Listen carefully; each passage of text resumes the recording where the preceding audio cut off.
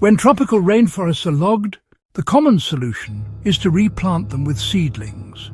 But new research suggests this approach may not be working as intended.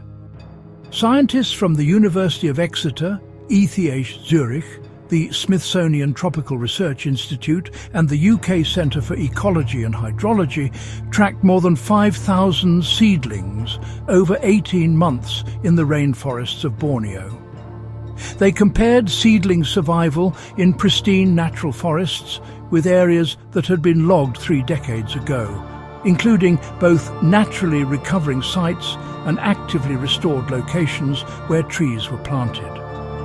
The study captured a rare phenomenon called mast fruiting, where trees simultaneously drop massive quantities of fruit, creating a surge of new seedlings. Initially, both natural and restored forests showed high numbers of seedlings, suggesting restoration efforts were working. However, by the study's end, the results told a different story. Seedlings in restored and naturally recovering forests experienced significantly lower survival rates compared to those in undisturbed natural forests. Dr. Robin Hayward noted that the findings raise concerns about the long-term recovery of diverse tree species. The research, published in Global Change Biology, indicates that logged forests create stressful conditions for seedlings through changes to canopy structure, microclimate, and soil composition.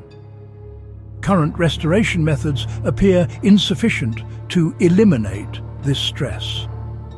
These findings have important implications for tropical forest conservation, suggesting that simply planting trees may not be enough to restore the complex ecosystems that selective logging has altered.